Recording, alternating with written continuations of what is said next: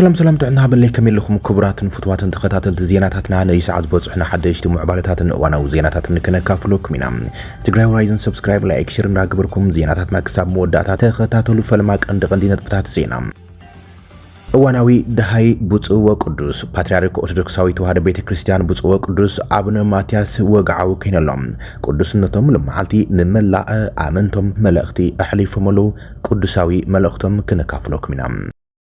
ኢትዮጵያ ዘመኖት ነፈርት ውግም ዕጣ አፍሪጥ አላ አብዞባ ቀርና አፍሪካ በፍላይድማ አብ መንጎ አዲስ አበባን አስመራን ወጥሪ ከም በሐዱሽ ሰማይ አብዛ አረገሉም ኢትዮጵያ አዝየን ዘመኖት ዝባሃላ ነፈርት ውግም ተላሊያ ሰላም እዚ ከምዚሉን ኮሎ መንግስቲ ኢትዮጵያም ሰለስተ ድሮናት ከምዝ خسرን አብ ልዕሊ በወገን ሱዳን ዝርከብ አርሚ 70 ወታደራዊ ስልያ በድሮናት የካይድ ከምዘሎ ዘመልክት ሐዱሽ ሓበሬታውን ወጽሎም ብዛዕባ ዚውን ሒዝና ለና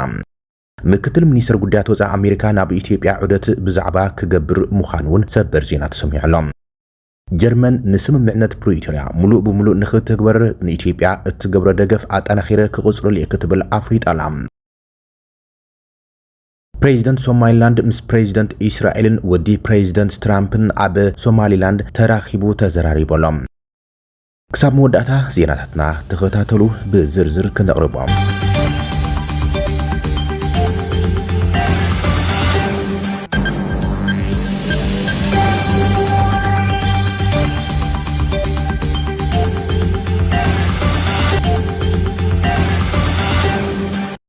ኣብዚ ቀረበ እዋን ኣብ ዓበይቲ በዓላት ክርስትና ዘይተሳተፉ ፓትርያርክ ኦርቶዶክሳዊ ተዋህዶ ቤተ ክርስቲያን ኢትዮጵያ ብፁዕ ቅዱስ አቡነ ማትያስ ብዛዕባ ጥዕናዊ ኩነታቶም መሰረት ብምግባር ንፈላማ እዋን መግለፂ ሂቦም ቅዱስነቶም ኣብዚ ሕዚ እዋን ኣብ ሕክምና ከም ዘለው ንምእመናን ዘረጋገፁ ኮይኖም ጽቡቕ ኣለኹ ኣምላኽ ይመስገን ክብሉ እዮም ንሰዓብቲ እታ ቤተ ክርስቲያን ቅዱሳዊ መልእኽቶም ኣሕሊፎም ዘሎም እቶም በታ ቤተ ክርስቲያን ዝካይዱ ክብረ በዓላት እናተራኸቡ ባረኾት ዝህቡ ፓትርያርክ ቅድሚ መዓልታት ዝተኸብረ በዓል ጥምቀት ከይተረኸቡ مترافم سعيبهم دحنت قدسنتهم نبوزحات عزرارابن زشاقلن كويني ترايم عبوشت هاجري يخون عبو صاي زلو دق هاجري بحق يتحاسبنكم زلوكم اسمع لخو انون حاسبكم سكفتاكم يسمعنن بمبال كلاتكم دما بصلوت ذكروني بمبال قدس ابواوي اباتاوي ملختم احليفهم لهم قدسنتهم ملختم اب مدمدمتام كم ترمد اب زمص بعلات ابواوي برختي كب እግዚአብሔር ከም ዘخلنيم ሙሉ እምነት አለኒም ናይሎም ዓመት በዓል ጥምቀት በሰላማውን ፍጹም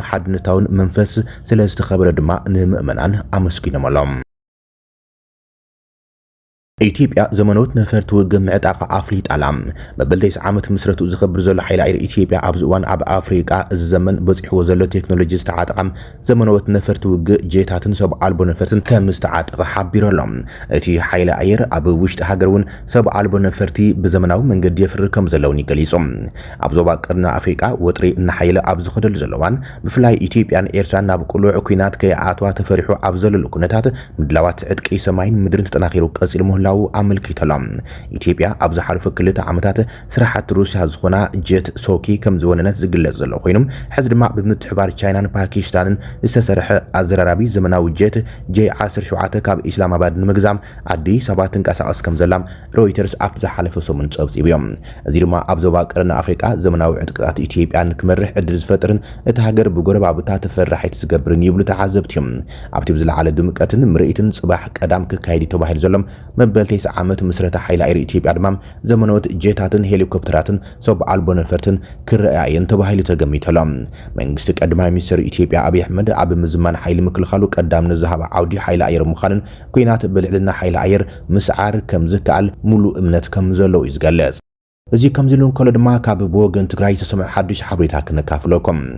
ኣብ ፖለቲካዊ ኩነታት ኢትዮጵያ ትግራይን ሓፈሻ ቀርና አፍሪካን ዝተፈላለዩ እዋናዊ ርእይቶታትን ሓበሬታትን ኣብ ምዝርጋሕ ዝፍለጥ ካሳ ሃይለ ማርያም ብዛዕባ ንጥፈታት ሰብ አልቦ ነፈርቲ ኢትዮጵያ ዝምልከት ሓዱሽ ሓበሬታ ካፊለሎም ኣብ ውሽጢ 12 መዓልታት ሰለስተ ድሮናት መንግስቲ ኢትዮጵያ ተሓምሽሸን ክብል ገሊጹ ኣሎ ካሳ ሃይለ ማርያም ካብ ፍልፍላት ደብረ ዘይት ኃይለ አየርን ወታደራዊ ኮማንድ ምክልኻል ሃገርን ረኺበዮ ዝበለ ሓበሬታ መሰረት ብምግባር ኣብ ዘካፍሉ ሓበሬታ ሓበሬታ ምስ ሱዳን ኣብ ዘዋስኑ ኣብ ግንባር ምዕራብ ትግራይ ክሳብ ሕዚም 3 ድሮናት ብጽግና ተሓምሽን ኣለዋ ክብሊ ገሊጾም ክሳብ ዕለት 7 ጥሪ ድሮናት መንግስቲ ኢትዮጵያ 400 ግዘም ኣብ ልዕሊ ትግራይ ብፍላይ ድማ 36 ግዜ ኣብ ልዕሊ ኣርሚ 70 ብተወሳኺ ድማ ኣብ ውሽጢ ሱዳን ብምእታው ኣብ ልዕሊ መዕቆቢታት ዝርከብ ስድር ህዝቢ ትግራይን ቀትርን ለይትን ወተሃደራዊ ዳህሳስ እናገብራ እየን ይብል ኣብዚ ከይዲ እዚ ብዕለት 25 ናብ 26 ታሕሳስ 2018 ዘወግሕም ዋነተን ናይ ዓረብ ኤሚሬትስ ዝኾና ብቻይናውያን ክኢላታት ዝተዋፈራም ክልተ ዊንግ ሉንግ ድሮናት ኣብ መንጎ ሕሙራን በረኸትን ከምኡን ኣብ ምድረ ገነት ዓብድራፊዕ ከባቢያን ምስ ሙሉእ ዕጥቀን ተሓምሸን ኣለዋ ይብል እቲ ጸሓፊ እተን ድሮናት ምስ ወደቓ ሽዑ መንግስቲ ዓብይ ናብተን ከባቢታት ገዚፍ ወተሃደራዊ ሓይሊ ብምውፋር ንስብርባራት ኣራርዩ ብምስጢር ናብ ደብረ ዘይት ሓይሊ ኣየር ኣጋዓይዘሎም ኣብ ውሽጢ ሃንጋር ኣእትዩ ብምንታይ ከም ዝወደቓ ድማ ምርመራ የካይደሎ ብምባል ካሳ ሃይለማርያም ዝገልጽ ኣብ ከይዲ ምርመራ ኣብ ወዳደቓ ዘን ክልተ ድሮናት መንግስቲ ኢትዮጵያ ካብ ዊንግሉንግ ንላዕልን ክባርን ጽሬትን ዘለዋ ስርሒት እስራኤል ዝኾነት ሓንቲ ድሮን ምስ ካልእ ድሮናት ናብቲ ከባቢ ብምውፋር ጽዑቕን ተኸታታልን ዳህሳስ እናካይደ ይቀኒለሎም ብ7 ጥሪ 2018 ኣጋምሸት ግን ኩለን ምስኣ ዝነበራ ዊንግሉንግን ሬንቦው ድሮናትን ካብ ምዕራብ ትግራይን ውሽጢ ሱዳን ናብ ከባቢ ሽረን መቐለን እንትመለሳ እቲ ሓንቲ ንቤና ዝኾነት ስርሒት እስራኤል ናይ ሰርቪላንስ ድሮን እቲ ተሓባብረ ዝነበረት ድሮን ሃለዋታ ጠፊ እዩ ይብል ብድሕሪኡ ኣብቲ መወዳእታ ዝነበረትሉ ከባቢ ኣብ ደቡብ ሱዳን ምዕራብ ትግራይ ከም ዝተሓምሸት ተፈለጠ ሽዑ ድማ ጀነራል መንግስቲ ኢትዮጵያ ዝመርሖም ብሄሊኮፕተር ዝሓገዘ ብበዝሒ መካይን ሓይሊ ናብቲ ዝወደቐትሉ ከባቢ ተዋፊሮም ከምቲ ዝሓለፈ እቲ ስብርባራት ክእከብ ሃሰው ክብል ከም ዝሓደረን ኮይኑ ግና እታ ድሮን ሙሉ ብምሉእ ስለ ዝተሓምሸት ዝረብሕ ስብርባር ኣቕሓ ከም ዘይተረኸበ ካብ ደብረ ዘይት ዝረኸብኩ ሓበሬታ ኣረጋጊጹ ዘሎ ይብል ካሳ ሃይለማርያም ኣወዳደቓ ዘንድሮናት ብዝምልከት ድማ ኣብ መንግስቲ ኢትዮጵያን ተሓባበርቲ ክኢላታት ኤሚሬትስን ቻይናውያን ስጡም ምሽጥራዊ ምርመራ ዝቐጸለ ከም ዝኾነን ክሳብ ሕዚ ጭቡጥ መረዳእታ ክረኽቡ ዋላ እንተዘይቃሎም ኣብ ክልተ ግምታት ተመቒሎም ከም ዘለዎም ካብ ወተሃደራዊ ኮማንድ እቲ ሃገር ሓበሬታ ረኺበ እየ ይብል ፍርቆም ብኣርሚ 70 ወይ ድማ ብሱዳን ጃም ተገይረን ክወድቃ ክኢለን እንትብሎም ብወገን ካልኦት ድማ ከምቲ ኣብ ቤኒሻንጉል ኣብ መዋፈሪ ናይ RSF ጀነራል ደጋሎ ዝተወቅዐ ብግብፂ ወይ ብሳውዲ ዓረብያ ንጥቃ ዓለና እምበር ሱዳን ኮነ ኣርሚ 70 እዚ ዓቕሚ የብሎምን ዝብል ቋም የስምዐሉ ይብል ቅድም ክብልውን ኣብ ውሽጢ ኤርትራ ብሸነኽ ቡሬ ዝወደቐት ድሮን ሓዊስካም ኣብ ዝቐረባ ዝወደቓ ድሮናት ብጽግና 4 በፂሕን ኣለዋ ይብል ካሳ ሃይለማርያም ድሕርታ ብ7 ጥሪ ዝተሓምሸት እታ ወሳኒ ስርሒት እስራኤል ዝኾነት ድሮን IRS መንግስቲ ኢትዮጵያ ምርመራን ምጽራይን ክሳብ ዝግበር ኣብ ዝሓለፈ ሰሙን ናብ ትግራይ ብፍላይ ድማ ናብ ምዕራብ ትግራይ ኮነ ሱዳን ዝገብሮ ዝነበረ ተኸታታሊ ዳህሳስ ድሮን ጠጠው ቢሎም ጠመተ ምውፋር ድሮናቱ ኣብ ክልል ኣምሓራን ኦሮምያን ገይሩም ኣሎ ክብልዮም ካሳ ሃይለማርያም ገሊጹ ዘሎ እዚ ሓበሬታ እዚ ናይ ጸሓፊ ካሳ ሃይለማርያም ኮይኖም ኣብዚ ጉዳይ መሰረት ብምግባር ወግዓዊ ሓበሬታ መንግስቲ የለን እዮም ምክትል ሚኒስትር ጉዳያት ወፃኢ ኣሜሪካ ናብ ኢትዮጵያ ዑደት ክገብር እዮም ምክትል ሚኒስትር ጉዳያት ወፃኢ ኣሜሪካ ክሪስቶፈር ላንዳው ካብ ጽባሕ ጀሚሩ ንኢትዮጵያ ሓዊሱ 4 ሃገራት ኣፍሪቃ ዑደት ከካይድ ተባሂሎም እቲ ምክትል ጸሓፊ ጉዳያት ወፃኢ ኣሜሪካ ምስ ቀዳማይ ሚኒስትር ኢትዮጵያ አብይ ኣሕመድ ሓዊሱም ምስ ሰበስልጣናት ኢትዮጵያ ብምርኻብ ኣብ ጉዳይ ዘባዊ ሰላም ጸጥታን ክዘራረቡ ምዃኖም ሚኒስትር ጉዳያት ወፃኢ ፍሊጦሎም እቲ ምክትል ጸሓፊ ኣብዚ ዑደት ናብ ግብፂ ኬንያን ጅቡቲን እውን ክገይሽ ተባሂሎም ኣብ መጋቢት 2017 ምክትል ሚኒስትር ጉዳያት ወፃኢ ኣሜሪካ ኮይኑ ዝተመዘ ላንዳው ፕሬዚደንት ሃገሩም ኢትዮጵያን ግብፅን ኣብ ጉዳይ ዓብይ ግድብ ሕዳሴ ኢትዮጵያ ዘለውን ምስሓብ ንምፍታሕ ከም ዝራኸብን ድሕሪ ምግላጹ ሒደት መዓልታት ስዒብኡ ናብ ካይሮን ኣዲስ ኣበባን ዝገይሽ ዘሎም ፈላሚት መዕረፊት ምክትል ሚኒስትር ጉዳያት ወፃኢ ኣሜሪካ ላንዳው ኣብ ግብፂ ከም ዝኾነም ላንዳው ምስ ስልጣናት እቲ ሃገር ኣብ ዞባዊ ብድሆታት ብዝምልከት ምትሕባራት ክዝራረብ ምዃኑ ተገሊጾም ሚኒስትር ጉዳያት ወፃኢ ኣሜሪካ እቲ ዝርብ ኣብ ምጥንኻር ቁጠባዊ ርክብ ኣሜሪካን ግብፅን ዘተኮረን ከም ዝኾነ ገሊጾም ምክትል ሚኒስትር ጉዳያት ወፃኢ ኣሜሪካ ምስ ኣዛዚት ኣሜሪካ ኣፍሪካ ጀነራል ዳግ ኣንደርሰን ካብ ካይሮ ናብ ኣዲስ ኣበባ ድማ ክገሽም ቀዳማይ ሚኒስትር አብይ ጀነራል ዳግ ኣንደርሰን ኣብ ዝሓለፈ ሕዳር ኣብ ኣዲስ ኣበባ ተራኺቦም ነይሮም እቲ ወተሃደራዊ መኮንን ኣሜሪካ ኣብ ኣዲስ ኣበባ ኣብ ዘባዊ ጸጥታን ዝተማሓየሹ ዕድላት ልምዓትን ክዘራረቡ እዮም ኢሎም እቲ ቀዳማይ ሚኒስትር ኣብትዋን እቲ ምክትል ጸሓፊ ጉዳያት ወፃኢ ኣብ ኣዲስ ኣበባ ኣብ ጽናሕልዋን ኣብ ጉዳይ ሰላምን ጸጥታን ብተወሳኺ ኣብ ጉዳያት ኢኮኖሚ ድማ ትኹረት ክገብር ተባሂሎም ላንዳው ኣብ ኣዲስ ኣበባ ምስ ሰበስልጣናት ኢትዮጵያን ወከልቲ ወልቀ ሴክተርን ብምርኻብ ምስ ኣሜሪካ ንግዳዊ ምትእሳር ኣብ ዝህልው ዕድላት ክዘራረቡ እዮም ክብል እዮም እቲ መግለፂ ፍሊጦም ላንዳው ኣብ ኣዲስ ኣበባ ኣብ ጽናሕልዋን ምስ ኣቦ ወንበር ኮሚሽን ሕብረት ኣፍሪቃ መሐመድ ዓሊ ዮሴፍን ክራኸብ መደብ ተታሒዙ ዘሎ እቲ ኣኼባ ኣብ ቀዳምነታት ኣሜሪካን ሕብረት ኣፍሪቃን ዘተኮረ ክኸውን ተጽቢት ተገይሮሎም ሚኒስትር ጉዳያት ወፃኢ ኣሜሪካ ክልቲኦም ወገናት ህንጸት ሰላም ምስፍሕፋሕ ንግዳዊ ምትሕጋዝን ምፍታሕ ሰብኣዊ ቅልውላዋትን ክዘራረቡ ምዃኖም ተገሊጹ ዘሎ ጀርመን ስምምዕነት ፕሪቶሪያ ብሙሉነት ንኽትግበር ንኢትዮጵያ ክትድግፍ ምዃና ገሊጻ። ፌደራላዊ ሚኒስትር ጉዳያት ወጻኢ ጀርመን ዮሃን ዋንፈል ምስ ሚኒስትር ጉዳያት ወጻኢ ጌዶን ጤማጢዮስ ኣብ አዲስ አበባ ኣብ ዘካየደ ዝርርብ ጀርመን ንጻዕርታት ህንጸት ሰላም ኢትዮጵያን ሙሉእ ምትግባር ስምምዕነት ሰላም ፕሪቶሪያን ዘለዋ ደገፍ ደጊሙ ረጋጊጸሎም። ብመሰረት መግለጺ ኤምባሲ ጀርመን ኣብ አዲስ አበባ ወድፋል ጌዶን ኣብ መንጎ ክልቲአን ሃገራት ን120 ዓመታት ዝጸንሐ ዲፕሎማስያዊ ርክብ ብምስራሕ ክልቲአዊ ዝምድናታት ምዕማቕ ኣገዳሲ ምዃኑ ኣስሚሮምሎም።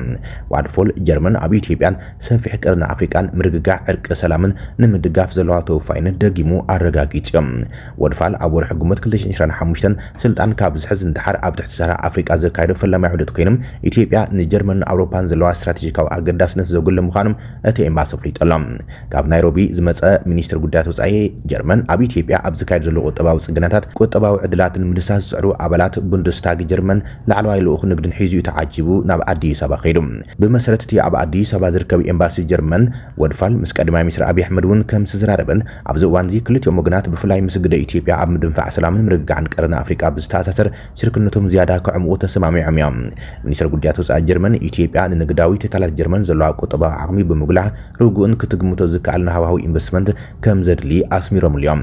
ወድፉል ምስ ጌድዮን ኣብ ዘካየዶ ሓበራዊ ጋዜጣዊ መግለጺ ኢትዮጵያ ኣብ ዞባዊ ፀጥታ ዘለዋ ተራ ብምንኣድ እቲ ሃገር ኣብ ቀርኒ ኣፍሪቃ ንሰላምን ፀጥታን ዓብይ ሓላፍነት ኣርያ ክብልም ገሊጾም። ኢትዮጵያ ኣብ ሶማልያ ዘለዋ ጽምዶን ግብረ ሽበራን ምምካት ትገብረ ዘላ ጻዕርታት እውን እቲ ሚኒስትር ንኢዱ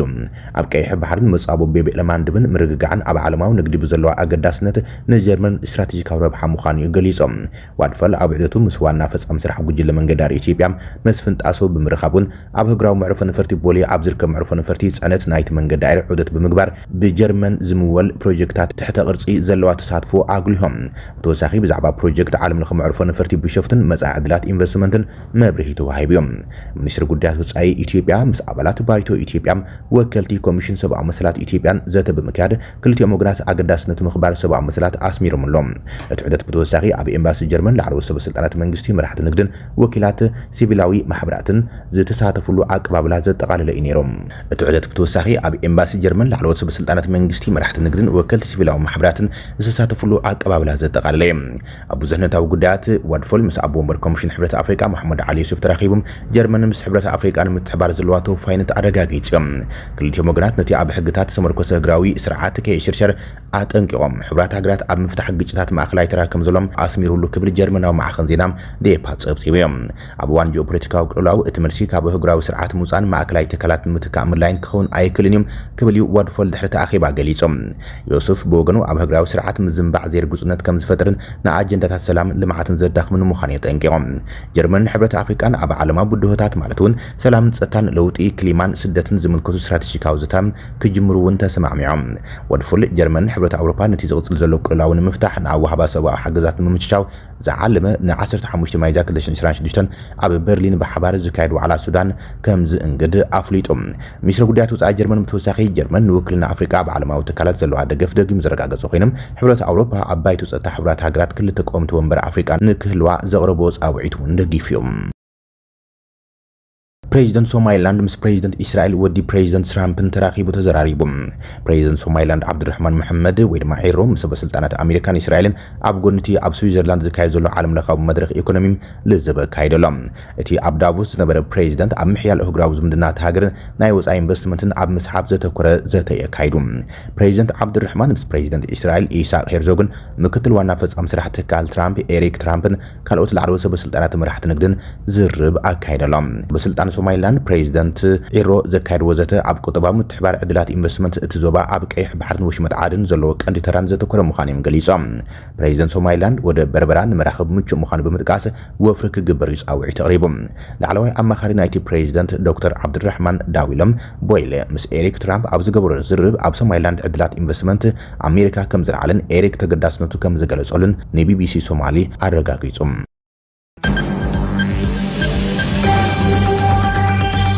ክቡራትን ፍትዋትን ተኸታተልቲ ዜናታትና ንሰዓት ዝጎናይ መሓደሽቲ ምዕባለታትን እዋናዊ ዜናታትን ኣብዛዚምና ኣለና ንምክትታልኩም ነመስግን ሰላም